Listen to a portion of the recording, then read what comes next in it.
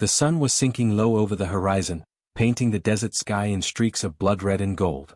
A dry wind swept across the open plains, rattling the wooden signs of the small Wild West town.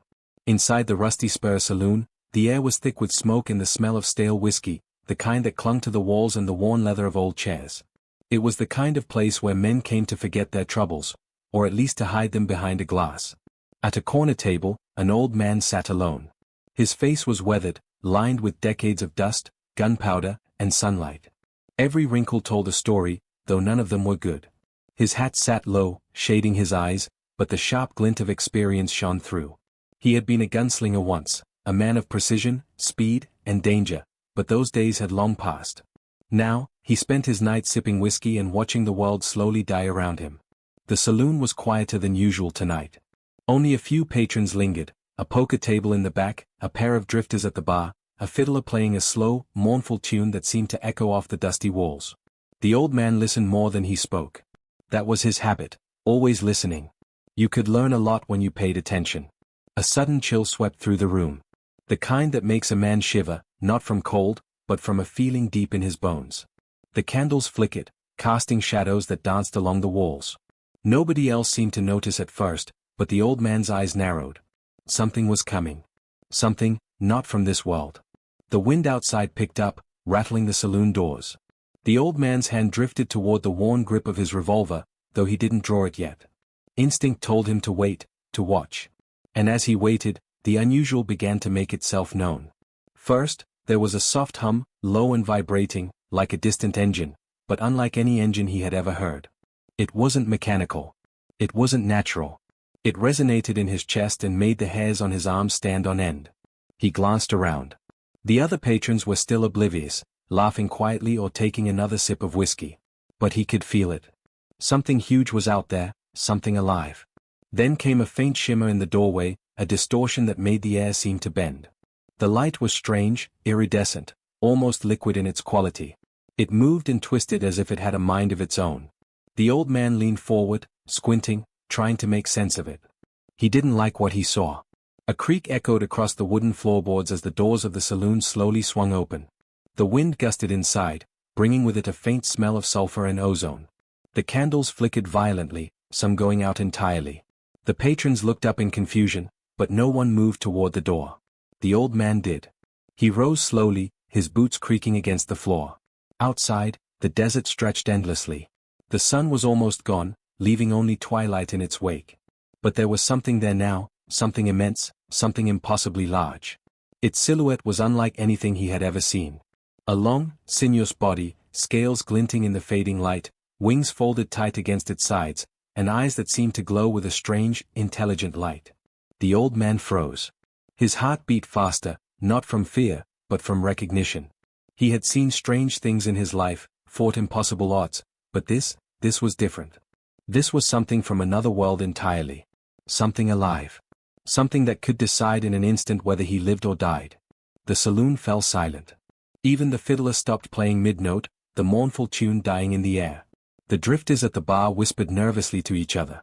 But the old man didn't speak. He just watched. The air between him and whatever was out there seemed to pulse, heavy with anticipation. He remembered a time long ago when he had faced down men with faster guns, larger reputations, and more cunning than he could ever count. He had survived by keeping calm, by observing, by trusting instincts honed over decades. He would need all of that now. Because whatever was approaching, it wasn't human. And it wasn't predictable. The wind died suddenly. The strange hum faded, replaced by an eerie silence that pressed against his ears. And then, a shadow moved across the doorway. A shadow bigger than the doors themselves, casting the entire saloon into darkness. The old man's hand tightened around his revolver, but even he knew it wouldn't be enough. Nothing here could stop what was coming. Something was about to enter the Rusty Spur Saloon. And when it did, nothing would ever be the same again. The saloon seemed to hold its breath. Every man, every woman, every nervous drifter froze where they stood. Even the clink of glasses and the low murmur of conversation vanished, as though the world itself had been swallowed by the shadow outside the door. And then it came into view. The doors of the Rusty Spur Saloon creaked open wider, and the first unmistakable sight struck terror and awe into everyone present. A massive dragon, not like anything from fairy tales, not like the stories whispered by frightened townsfolk, slithered into the doorway.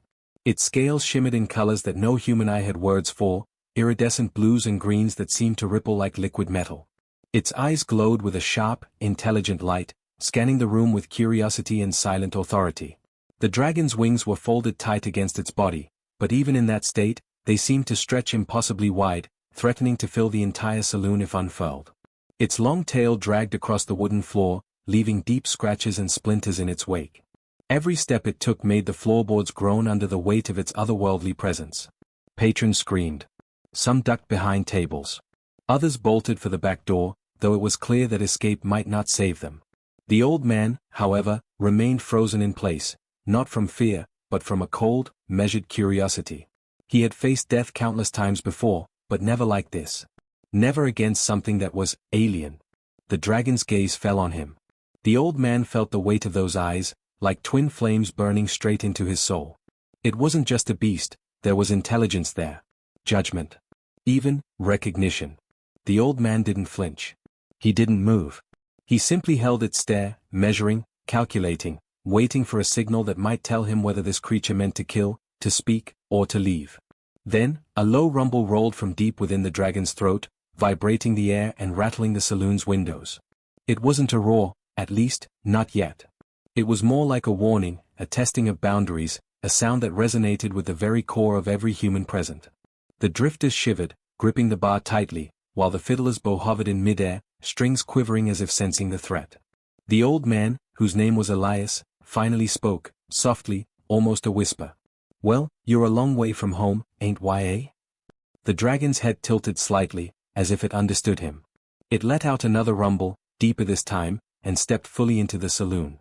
The doors groaned under the strain, and the air itself seemed to warp around the dragon's form, making the edges of the room shimmer. Dust swirled in strange patterns, drawn toward the creature as if it commanded the very atmosphere. One of the drifters couldn't contain himself. What is that thing?" he stammered, voice cracking with panic. The dragon's eyes snapped to him. It flicked its tongue, sensing, tasting, analyzing the human in an instant. And then, it ignored him entirely. Its focus returned to Elias. Elias's hand hovered over his revolver, yet he didn't draw it. He had faced guns, knives, and even wild animals, but this was something that could crush him without even trying. He knew it. But he also sensed something else.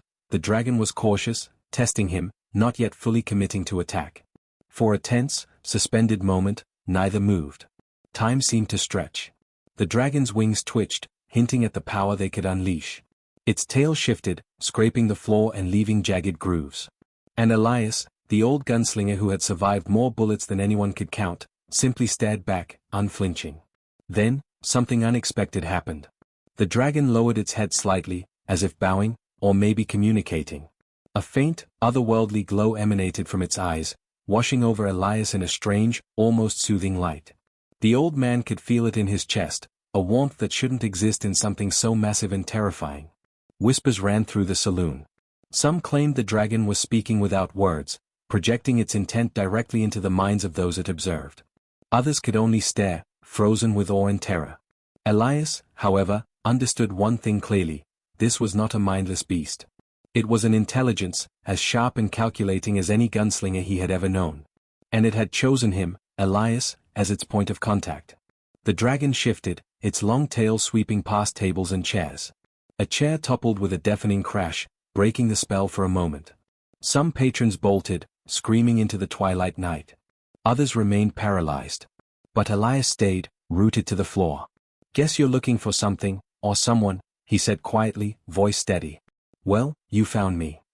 The dragon rumbled again, this time a sound that almost resembled laughter, or maybe curiosity. It moved closer, every step shaking the saloon. Dust fell from the rafters. The light in its eyes pulsed, and Elias could feel it probing, testing, assessing. And then, as if the world itself held its breath, the dragon stopped just a few feet away. Its head lowered to meet his, massive jaws only inches from the old man. He didn't move. He didn't flinch. In that heartbeat, that suspended instant of impossible tension, every human in the saloon understood one truth. Whatever happened next, no one would ever leave the rusty spur the same way again. And the first move was about to come, from a creature not of this world. The saloon was a fragile bubble of silence, trembling under the presence of the dragon. Dust floated in the air like tiny stars caught in a storm, illuminated by the iridescent glow of its scales. Every heartbeat seemed to echo like a drum in the old man's ears. Elias did not blink. He could feel the intelligence behind those glowing eyes, the razor-sharp awareness of a creature that had never known fear, and yet, it was curious. The dragon's head shifted slightly to the side, its gaze never leaving Elias. A low, vibrating hum rose from its throat, and for a moment, the sound felt almost musical, hauntingly beautiful, yet threatening in a way that set every nerve on edge. The humans hiding behind tables and the bar could hardly breathe. They had never imagined that something so massive could be so deliberate. Elias's hand relaxed slightly on his revolver. This wasn't a fight yet, not in the conventional sense. The dragon wasn't attacking, it was observing, testing, evaluating. Elias had faced deadly foes before, outlaws, bandits, even wild beasts, but none had ever made him feel as small and fragile as a candle in the wind. The dragon's long neck arched gracefully, tilting its head as if trying to communicate. Then, in a motion that seemed impossible for a creature of its size, it lowered its snout closer to Elias, nostrils flaring and taking in the scent of the old man's life. Dust, gunpowder, leather, and the faint trace of something older, history, experience, survival. "All right, then," Elias said, his voice steady but low. "If you're gonna make your move, make it quick. I don't take kindly to surprises." The dragon's eyes flickered with a strange light, and a deep, resonant vibration filled the room. But it didn't roar. It didn't lunge. Instead, it leaned back slightly and exhaled, slow, controlled, a hiss that carried no fire, yet made the temperature in the saloon drop. The patrons shivered, clutching at one another. Even the fiddler froze mid-note, bow trembling over strings. And then, something truly unbelievable happened. The dragon's eyes glowed brighter, and Elias felt the faintest whisper of thought enter his mind. It wasn't words, not in any language he knew, but an impression, curiosity, assessment, a question. Elias's pulse quickened, but he forced his breathing to remain steady. He had always been a man of observation, of calculation. Even now, facing a being from another world, he relied on the same instincts that had kept him alive for decades. "You're not here to destroy," he murmured. "Not yet, anyway. So what do you want?" The dragon tilted its massive head, considering him. A few patrons gasped, believing they were witnessing some kind of telepathy. The creature lowered its head further, so close that Elias could see the texture of its scales, smooth, almost liquid-like, with faint pulsations running beneath the surface. Then, without warning, the dragon's tail swept across the room, not in attack, but in demonstration of power. Chairs splintered. Glasses shattered. The old man did not move, he only observed, calculating the creature's reach, its strength, its patience. "You've never met anything like me," Elias said quietly, almost to himself. "And I'm betting you've never met anyone like me either." The dragon made a sound, neither roar nor growl, but a low, vibrating tone that reverberated through the floor. Elias felt it in his chest, in his bones, a strange acknowledgement. The creature wasn't just intelligent, it was aware, recognizing him as more than just a human in the wrong place at the wrong time. Suddenly, the dragon leaned even closer. Its nostrils brushed the brim of Elias's hat. Every patron held their breath, certain the old man's life would end in the next second. But Elias did not flinch. Instead, he straightened, meeting the alien gaze head-on. "You're testing me," he said calmly. "Trying to see if I'm worth something. Maybe a threat. Maybe an ally. Maybe nothing at all." The dragon's eyes narrowed, or at least, Elias thought they did. A faint, almost imperceptible ripple passed over its scales, and the hum from its throat shifted, like a vibration of amusement. It was impossible to tell. And that was what made it terrifying. Then, with a deliberate motion, the dragon lowered its head fully to the floor and nudged something, a small, strange object that had appeared out of nowhere. It glimmered faintly, reflecting the last rays of the sun through the saloon windows. Elias bent down slowly, eyes never leaving the dragon. He picked up the object, a crystal, unlike anything he had ever seen. It pulsed faintly, alive with a subtle energy, humming against his skin. The dragon exhaled again, slower this time, almost approvingly. The message was clear: trust, for now, and understanding would come. But Elias knew better than to believe that peace was guaranteed. Not with a creature like this. Around him, the saloon remained frozen, every patron silent, watching in awe. The impossible had entered their world, and the old gunslinger had made the first move, not with a gun, but with calm, observation, and courage. And though he didn't know it yet, the encounter with the alien dragon was only the beginning. Something larger, something far more dangerous, was about to unfold, and Elias would have to decide quickly: fight, flee, or something else entirely. The room seemed to vibrate with anticipation. Outside, the desert wind whispered against the windows, carrying the faint hum of a creature that was not of this world. Inside, Elias felt a strange certainty: this dragon was not here to destroy without reason. But what reason it had, and how it would reveal it, remained unreal and unpredictable. And in that suspended moment, the old gunslinger understood one undeniable truth: the rules of his world had just been rewritten. The saloon still trembled from the dragon's presence, though it remained calm for now, calm, yet impossibly powerful. Every patron in the room clutched their seats, their breaths shallow, hearts hammering in unison. Outside, the desert wind whistled through the broken boards of the rusty spare saloon, carrying the faint, otherworldly hum that radiated from the dragon. Elias held the strange crystal in his hand, its soft glow pulsing against his palm. The dragon's eyes, brilliant, alien, and unblinking, remained fixed on him. Every instinct in the old gunslinger's body screamed that this was no ordinary creature, no ordinary test. The air around him seemed charged, alive with tension. Every shadow on the walls flickered as if aware of the alien presence. The dragon shifted suddenly, the movement fluid and impossibly fast for its size. Its wings twitched, brushing against the ceiling, sending a cloud of dust into the air. The temperature dropped sharply. Patrons shivered, huddled close to the floor, and some whimpered under the sheer weight of fear. Elias stepped forward slowly, keeping his eyes locked on the creature. "All right," he said, voice low but firm. "If this is a challenge, if you're testing me, then fine. I'll play your game." The dragon's head lowered, nostrils flaring, tail coiling like a living whip. Its eyes glowed brighter, almost pulsating, and the air in the room thickened as though compressed by its very presence. Then came the first strike, not at Elias, but at the environment around him. A massive claw struck the floorboards a foot from his boots. Wood splintered under the force, sending a shower of debris across the room. The message was clear: one wrong move, and this place, and everyone in it, could be destroyed. But Elias stood firm. Every muscle in his body was tense, every sense alert. He had faced life-and-death situations countless times, but never against something that could crush a town without effort. "You want to see if I'm afraid," Elias said quietly. "You want to see if I'll fight, or run, or break. Well, I don't break." The dragon's tail lashed again, this time knocking over a table in the corner. A chair crashed to the floor, narrowly missing one of the drifters, who screamed and scrambled under a table. Elias didn't flinch. He knew it was a test, a show of strength, not a direct attack. Then, in a motion that stunned everyone, the dragon inhaled deeply.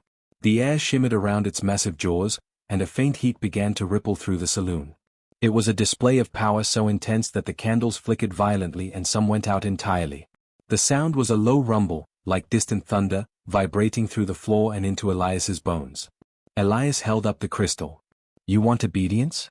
Or respect?" he asked aloud, though he knew the creature could not understand words the way humans did. "You'll get neither. But you'll get this: I'll stand." The dragon paused, head cocked slightly, as if considering the old man's words, the defiance in his posture. Then it tested him further. With a sudden movement, it lunged, not directly at him, but toward the far wall of the saloon. The boards shattered where its claws struck, splinters flying. Dust filled the air. Patrons screamed and ducked, hearts racing as the impossible strength of the creature became undeniable. Elias didn't move. Instead, he calculated. Every movement of the dragon, every shift in its stance, every twitch of its wings told him something. He had to remain calm, to read the challenge without panicking. If he reacted hastily, the dragon might decide he was a threat. If he stayed too still, it might interpret him as prey. And then, it happened. The dragon's glowing eyes narrowed, and the faint hum from its throat escalated into a vibration that rattled the entire building. The crystal in Elias's hand pulsed violently, responding to the creature's presence. He felt a strange energy coursing through him, not pain, not fear, but a pressure, as if the dragon's will pressed directly against his mind. Elias gritted his teeth, holding the crystal high. "I won't move. I won't break. And I won't be frightened," he shouted, though his voice was calm compared to the storm around him. The dragon paused again. It seemed impressed. Its massive wings unfurled slightly, brushing the ceiling with a soft hiss. Its tail coiled like a spring, then slowly relaxed. the rumble from its throat softened. The crystal's glow steadied, no longer thrumming violently. For the first time, Elias sensed a connection, not fully understood, but undeniable. The dragon wasn't attacking. It wasn't destroying. It was testing him, pushing him to the edge to see what he was made of. The patrons slowly began to realize this, peeking out from under tables and behind the bar. Some whispered nervously, some prayed silently. But Elias remained focused, unshaken. He understood now, surviving this challenge required not firepower, but calm, courage, and an understanding that this creature operated on a logic beyond human comprehension. The dragon's eyes shifted slightly, scanning the saloon once more before returning to Elias. Its gaze was steady, intelligent, and in some unexplainable way, approving. Elias lowered the crystal slowly. "All right," he said, exhaling for the first time in what felt like hours. "I passed your test, for now. But don't think I'm done yet." The dragon's hum resonated one last time, softening into a vibration that filled the room like a quiet exhale. The tension eased slightly, though the air still shimmered with unspoken power. The old gunslinger knew this wasn't over. It would not be over until the dragon decided it was, and until then, every second could bring either alliance or annihilation. Outside, the wind picked up again, carrying the faint, metallic scent of ozone and the distant shimmer of a desert sun dipping below the horizon. Inside, Elias remained alert, every sense alive. The dangerous challenge had passed, for now, but the real test, he realized, was only beginning. And in that moment, the Rusty Spur Saloon became a battlefield, not of guns and bullets, but of wills. The saloon was silent again, but this silence was different, charged, electric, heavy with the weight of what had just transpired. Elias stood in the center of the room, the strange crystal still glowing softly in his hand. Dust hung in the air, catching the last rays of the sun that filtered through the shattered windows. Every patron watched in awe, their eyes wide with disbelief, as the massive dragon remained unmoving, its gaze locked on Elias. For a heartbeat, it seemed as though nothing would happen. Then, without warning, the dragon's wings unfurled fully, stretching to the rafters and brushing against the ceiling. The air shifted violently, whipping through the saloon like a living storm. Glass shattered, chairs tumbled, and the floorboards groaned under the creature's weight. Yet, despite the chaos, Elias stood firm, unflinching. He understood one simple truth: this moment would decide everything. The dragon's eyes narrowed, and the hum that had been building in its throat transformed into a deep, resonant roar, not a roar of anger, but of power, of intent. The light in its eyes pulsed, brighter and brighter, and the crystal in Elias's hand began to glow in response, as though attuned to the dragon's very essence. He could feel it, a connection, fragile yet undeniable, bridging human and alien in a single, tense instant. Then it happened. The dragon leaned forward and lowered its massive head until its snout nearly touched the floor.